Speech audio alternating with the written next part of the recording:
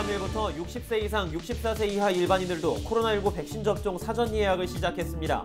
유치원과 어린이집, 초등학교 저학년 교사들도 사전 예약 대상자입니다. 전동 킥보드 이용 규제의 첫날, 여전히 보호장구를 갖추지 않고 타는 이들이 쉽게 눈에 띄었습니다.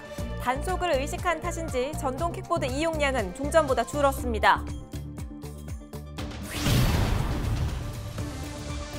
GTX D노선 서울 직결과 5호선 검단 김포 현장을 요구하고 있는 2기 신도시 주민들이 이번 주말에도 촛불 시위를 예고했습니다.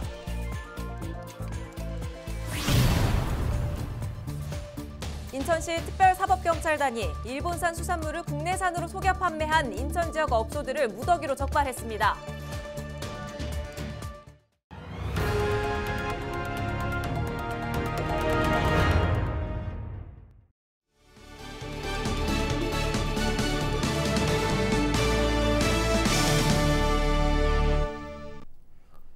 시청자 여러분 안녕하십니까? 헬로티비 경인뉴스입니다.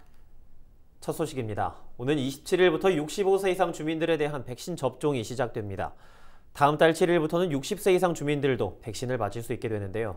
인천시는 늘어나는 접종 대상자에 대비해 이달 말부터 위탁의료기관 770여 곳에서 백신을 접종할 계획입니다. 또 접종 이후 이상 반응이 나타나는 경우에는 접종과 인과성이 낮더라도 의료비를 지원할 예정입니다. 김진재 기자입니다. 13일부터 60세 이상, 64세 이하 일반인에 대한 코로나19 백신 접종 사전 예약이 시작됐습니다. 유치원과 어린이집, 초등학교 1, 2학년 교사 등도 이번 사전 예약 대상입니다. 대상자들은 사전 예약을 통해 접종 장소와 날짜, 시간을 선택할 수 있습니다. 지난 6일과 10일부터는 각각 70세에서 74세, 65세에서 69세 주민에 대한 접종 사전 예약이 이루어지고 있습니다. 인천시의 65세 이상, 74세 이하 인구는 모두 25만 8천여 명. 13일 기준 65에서 69세와 70에서 74세의 접종 예약률은 각각 38.1%와 51.2%로 특히 70에서 74세 주민들은 접수 일주일 만에 절반 이상이 접종에 동의했습니다. 13일까지 인천시의 1차 백신 접종률은 7.3%로 만 18세 이상 시민 약 250만 명 중 18만 2천여 명이 백신을 접종했습니다. 특히 인천시는 의료기관 종사자 대부분이 1차 접종을 완료해 현장에서 백신 접종 효과가 나타나고 있는 것으로 보고 있습니다. 91% 정도 이제 접종을 했는데요. 과거에 비해서 요양병원에서 그 확진자가 많이 안 나오고 있는 거는 그 접종률이 높고 1차지만 그 접종을 많이 받아서 이렇게 된 영향이라고 볼 수가 있겠습니다. 하지만 이상 반응에 대한 우려도 있습니다. 13일까지 인천시에 접수된 이상 반응 신고는 모두 1,032건. 이 중 중증 의심 사례는 13건입니다. 이런 우려로 인해 학교 현장에서도 백신 접종 대상 교사들이 접종을 꺼리는 현상이 나타나고 있습니다. 지난 13일까지 보건, 특수교사 등에 대한 백신 접종률은 약 65%. 이 때문에 도성훈 인천시 교육감은 지난 11일 직원들에게 서한문을 보내 백신 접종을 독려하기도 했습니다. 도 교육감은 자신 역시 다음 달 4일 백신을 접종할 계획이라며 안전한 학교를 만들기 위해 백신 접종에 참여해달라고 전했습니다. 인천시는 접종 불안감을 줄이기 위해 오는 17일부터 백신을 접종한 뒤 중환자실 입원 치료가 필요한 경우 등에 대해 환자 1인당 최대 1,000만 원까지의 의료비를 지원할 계획입니다. 헬로티비 뉴스 김진재입니다. 개인형 이동장치인 전동 킥보드는 빠르고 편리하지만 잇따르는 사고에 안전 문제가 여러 차례 지적됐는데요. 앞으로 도로교통법 개정 시행으로 운전대 잡기가 한층 까다로워집니다. 전동 킥보드 이용 규제가 강화된 날 도심 풍경은 어땠을까요? 이정하 기자가 부천 시내에 나가봤습니다. 전동 킥보드가 도심 한가운데를 가로지릅니다. 법 개정 시행으로 보호 장비가 필수가 된 첫날. 부천 상동역과 부천시청 인근을 돌며 3시간가량 살펴봤지만 헬멧 등 보호 장비를 갖춘 운전자는 단 한 명에 불과했습니다. 장비가 있어도 착용하지 않은 운전자도 있습니다. 지하철과 연계할 수 있어 평소 전동 킥보드 이동량이 많았던 부천 중심지. 강화된 규정에 부담을 느낀 탓인지 평소 대비 움직이는 전동 킥보드의 수는 적었습니다. 규제 사실을 몰랐던 한 운전자는 번거롭고 불편해서 앞으로는 이용하지 않겠다고 답했습니다. 실효성 지적이 뒤따르는 이유입니다. 지금 검색해봤는데 지금 알았어요. 이거 편하게 쓰려고 만든 건데 뭐 헬멧이 있어야 타야 되는 거면은 일단 저는 안 탈 것 같고요. 하지만 다수 시민들은 일단 개정 취지에는 대부분 공감했습니다. 맞다고 생각해요. 안전 때문에. 불편하긴 한데 그래도 안전 때문이라면 해야죠. 초등학교 6학년 되는 친구들 둘이 같이 타는 경우도 있어서 좀 자제를 시키긴 하는데 또 안전사고가 많은 걸로 본다면 규제는 좀 필요한 것 같고요. 전동 킥보드의 안전 문제는 이미 수차례 지적돼 왔습니다. 지난해 인천에서는 보호장비 없이 전동 킥보드를 함께 타던 고등학생 2명이 택시와 충돌해 한 명은 사망하고 다른 한 명은 크게 다치는 사고가 발생하기도 했습니다. 지난 2017년 195건에 그쳤던 사고는 점점 늘어 3년 만에 3배 가까이 늘어났습니다. 전체 1,200여 건 가운데 3분의 1 이상이 머리나 얼굴 부위를 다쳤습니다. 전동 킥보드가 무분별하게 도로 곳곳을 누비게 되자 사고도 자연스레 급증한 겁니다. 거리에서 언제든 볼 수 있는 공유 킥보드입니다. 단속이 강화되면서 앞으로는 아무나 또 아무렇게나 탈 수 없게 됩니다. 운행 자격이 대폭 강화돼 제2원동기 장치 자전거 면허 이상의 면허증 보유자만 탈 수 있습니다. 헬멧 등 보호 장비를 필수로 착용해야 하고 2명 이상이 한 기기에 탑승할 수 없습니다. 또 만 13살 미만 어린이의 운전을 엄격히 제한하는 한편 음주 상태에서 운전도 금지됩니다. 어길 경우 모두 범칙금이나 과태료 부과 대상입니다. 제일 중요한 거는 운전자의 안전입니다. 많은 사람들이 개정된 도로교통법에 의해서 경찰들이 계속 단속을 할 것인가를 많이 여쭤보고 있는데요. 교통사고 예방을 위해서 하는 것이기 때문에 많은 시민 여러분들이 그 점 유의해 주시고 항상 운전하실 때 안전수칙 잘 지켜서 운전해 주십시오. 경찰은 당분간은 무면허 운전과 음주 적발에 집중하고 장비 준수 여부 등은 홍보와 계도 기간을 두고 다음 달 12일부터 실질적인 단속에 나선다는 방침입니다. 헬로티비 뉴스 이정아입니다. 정부의 광역교통망 계획에 반발하고 있는 2기 신도시 주민들이 이번 주말 또 한 번의 촛불 시위를 예고했습니다.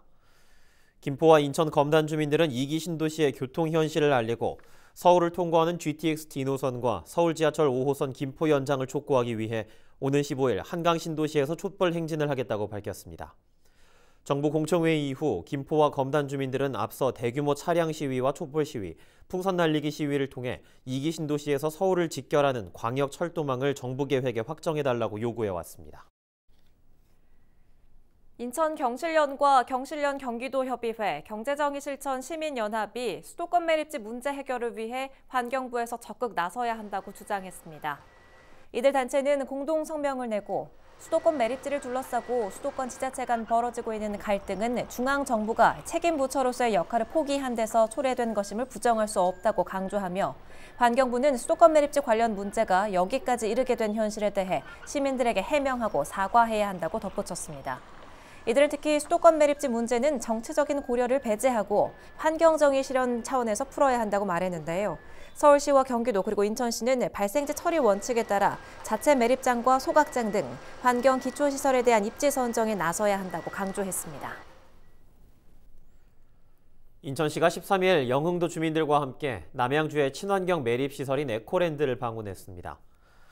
주민들은 남양주 에코랜드의 운영 상황을 현장에서 직접 확인했는데요. 남양주 에코랜드는 소각 잔재만 매립하는 시설로 악취와 가스 발생이 거의 없는 것으로 알려졌습니다. 인천시는 인천에서 추진 중인 인천 에코랜드는 남양주 에코랜드의 장점에 더해 에어돔 형식의 밀폐형 매립시설로 조성할 계획이라고 강조했는데요. 인천시는 영흥도 일대의 자체 매립지인 인천 에코랜드를 조성할 계획입니다. 인천 지역 종교계가 친환경 자원순환 정책에 속속 동참하고 있습니다. 인천시는 13일 인천 불교총연합회와 지속가능한 자원순환 사회실현을 위한 업무 협약을 체결했는데요. 인천 불교연합회는 앞으로 일회용품 사용을 자제하고 쓰레기의 올바른 분리배출을 위해 적극 협력할 것을 약속했습니다. 앞서 인천시는 천주교 인천교구, 인천시 기독교 총연합회와 친환경 자원순환 정책 관련 협약을 맺은 바 있습니다.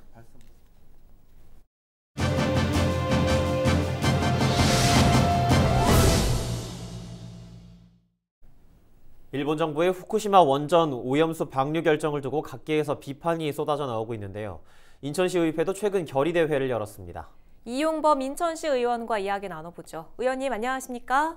네, 안녕하세요. 저는 계양구 출신이며 건설교통위원회 이용범 시의원입니다. 반갑습니다. 일본 정부가 후쿠시마 원전 오염수를 2023년부터 2052년까지 약 30년 동안 125만 톤 이상 방류할 계획인 것으로 알려졌습니다. 지금까지의 상황 어떻게 보고 계십니까? 네, 일본 정부는 지난 4월 13일 100만 톤이 넘는 후쿠시마 고준위 방사능 오염수를 바다에 방류하기로 공식 결정을 했습니다.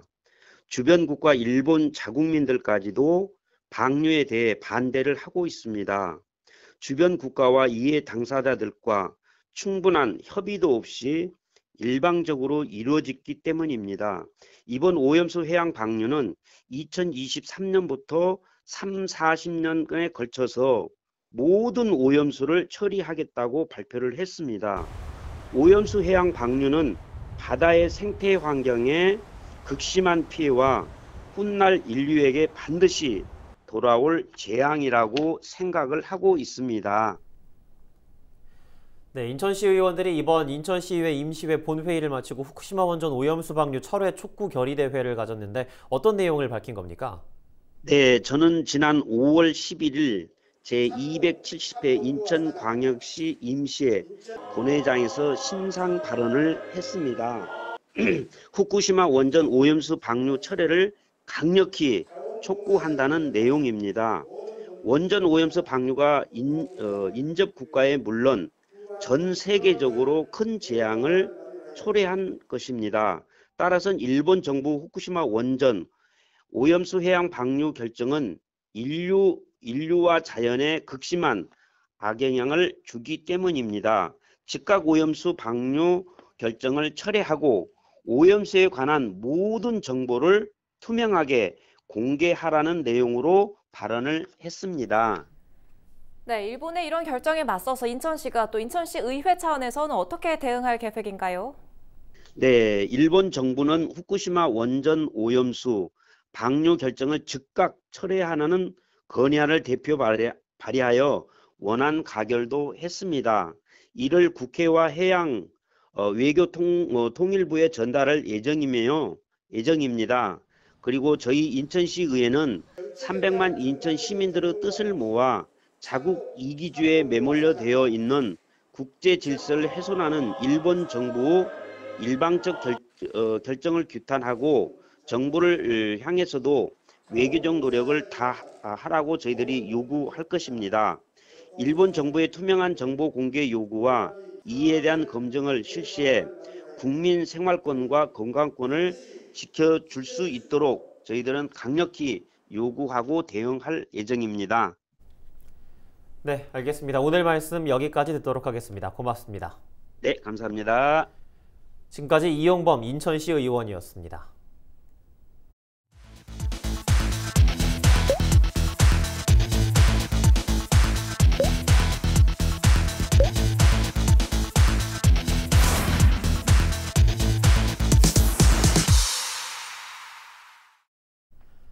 일본산 수산물을 국내산으로 속여 판매한 인천 지역 업소들이 무더기로 적발됐습니다.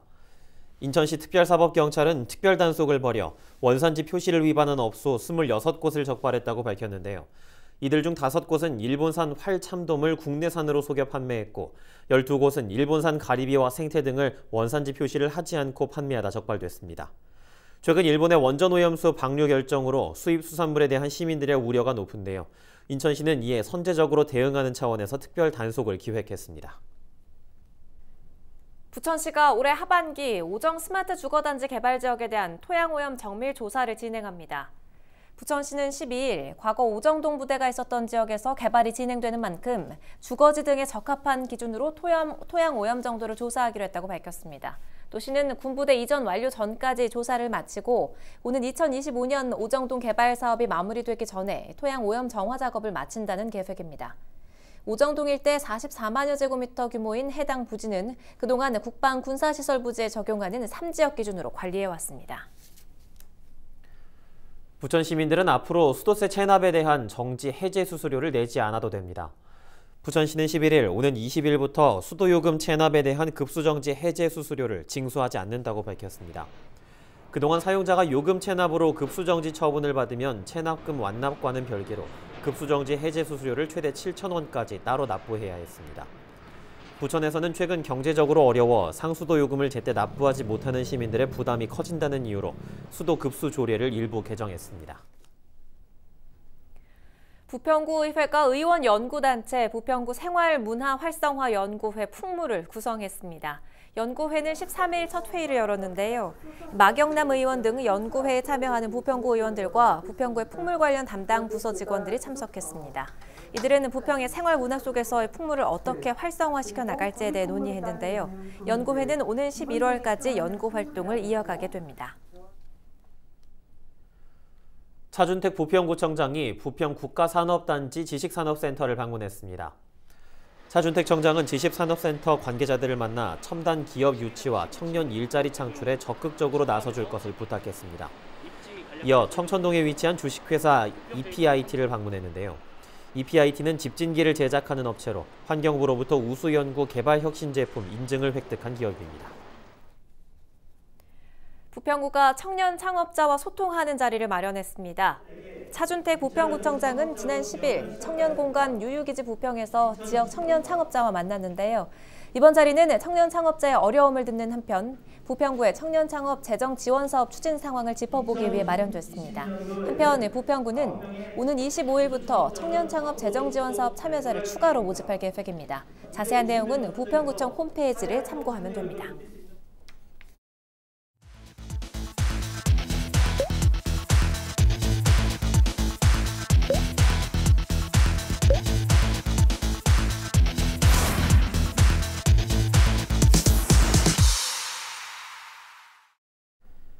계양구와 한림병원, 인천 세종병원이 12일 아동학대 예방과 피해 아동 보호를 위한 업무 협약을 체결했습니다. 계양구는 지자체 중심의 아동 보호 체계를 확립해 취약 아동의 학대 피해를 조기에 발견하고 피해 아동에 대한 신속한 진료와 대응 체계를 구축하기 위해 이번 협약을 진행했습니다. 협약에 참여한 두 병원은 학대 피해 의심 아동과 학대 피해 아동의 의료비를 지원하고 비급여 의료비 일부를 감면해주기로 약속했습니다.